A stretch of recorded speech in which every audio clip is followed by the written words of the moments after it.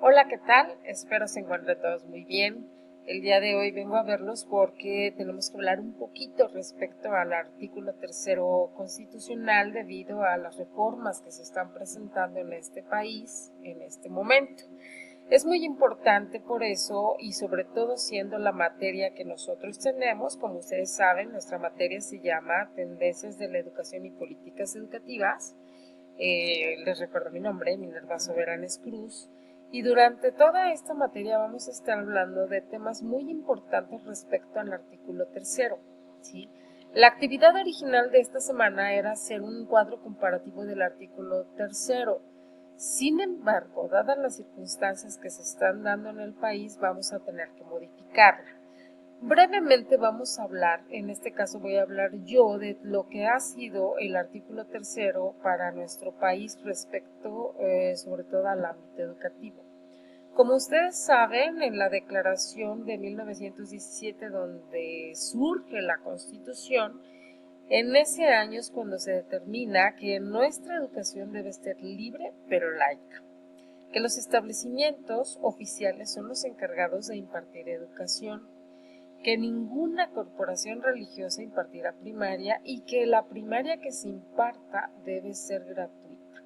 Es muy importante porque este fue el inicio de darle una calidad a nuestra educación que no estaba declarada como tal, pero estábamos hablando que los mexicanos tenían que recibir educación. Aquí se hablaba de la educación primaria, ¿de acuerdo? Posteriormente, fue hasta el año de 1934 cuando Lázaro Cárdenas nos habla de que la educación debe tener un corte socialista, que debe ser libre de cualquier culto religioso y que son los estados y los municipios los que tendrán que impartir esa educación. Solo el Estado, ojo, solo el Estado puede impartir educación y es quien otorga permisos a los particulares. Les hago un anexo importante aquí que nos habla precisamente de que debe ser una verdad científica. Hasta que llega en 1946 la siguiente reforma con Miguel Alemán, que es muy importante porque aquí es donde se narra este párrafo que la mayoría conocemos en el artículo tercero y que nos dice que la educación tenderá a desarrollar armónicamente todas las facultades del ser humano y fomentará en él a la vez el amor y la conciencia de la solidaridad internacional, en la independencia y en la justicia. Nuevamente, si ustedes se dan cuenta, nos dice, debe ser ajeno a cualquier doctrina religiosa. Fíjense cuántos años pasan, desde 1946 hasta 1980, donde José López Portillo viene nuevamente a hacer una modificación, pero esta vez respecto a la universidad. Habla de la autonomía de la universidad. Si ustedes se dan cuenta, hasta aquí veníamos hablando de la educación primaria. No se había tocado el tema de la universidad hasta en 1980 con José López Portillo, porque aquí es donde se le da un mayor auge a la educación universitaria. Él nos habla de que la universidad está para educar, investigar y difundir la cultura. Un tema muy importante que se establece allí es la libre cátedra. Y ojo, muy importante porque solamente es en la universidad, no en la educación básica. ¿De acuerdo? En 1992, con Carlos Salinas de Gortari, se hace el siguiente o la siguiente modificación al artículo tercero, donde nos dice que la educación oficial se debe privilegiar sobre cualquier intento de educación particular. Él nos dice que la primaria, secundaria y la normal tienen que ser sus planes y programas definidas por el Estado. Antes no estaba establecido, es aquí donde se establece que los planes y programas son emitidos por el Estado para la educación básica. No así con la universidad, que es autónoma y de libre cátedra. ¿De acuerdo? Con el mismo Carlos Salinas de Gortari en el año de 1993 vemos que nos habla de que la educación debe promover o que el Estado debe promover todos los niveles educativos, incluyendo la educación superior. Ojo, vean cómo se le empieza a dar aquí mayor importancia a la educación superior desde el periodo de Carlos Salinas de Gortari. ¿Por qué? porque toda la gente que venía egresando de primaria tenía que pasar a los siguientes niveles, ¿sí?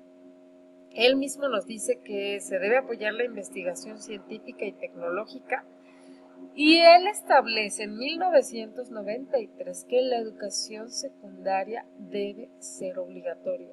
No estaba como obligatoria, aquí se hace obligatoria. Es un cambio muy importante. A partir del 2002, con Vicente Fox Quesada, se da el boom de las sociedades del conocimiento, del progreso del Internet, y entonces él nos habla de que se debe apoyar a la investigación tecnológica y que se debe atender al fortalecimiento y difusión en nuestra cultura. Es con Felipe Calderón Hinojosa con quien se menciona que se debe fomentar la educación del respeto a los derechos humanos. Este tema no se había tocado hasta este año. Con él mismo nos habla de que la educación preescolar, primaria y secundaria conforman la básica, pero lo que más es contundente que en el periodo de Calderón fue que hace obligatoria también a la media superior. El nivel medio superior a partir de 2012 se convierte también en una educación obligatoria.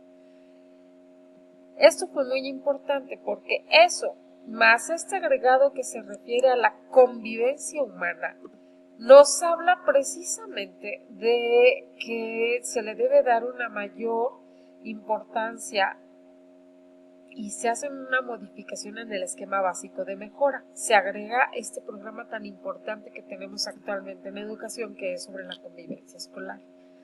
Hasta 2013, donde Enrique Peña Nieto es la modificación más importante porque él nos establece que la educación que se imparta deberá ser una educación de calidad. Esa palabrita tan importante hace modificaciones muy importantes porque con él se habla de la idoneidad de los docentes, se habla del Instituto Nacional para la Evaluación Educativa y se establece el servicio profesional docente. Muy bien.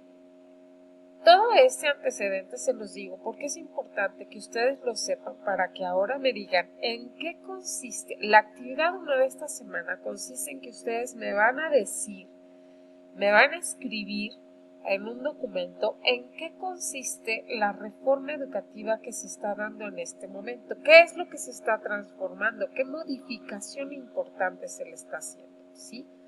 Entonces, en eso consiste la tarea. Ojalá este breve resumen del artículo 3 les sea de utilidad.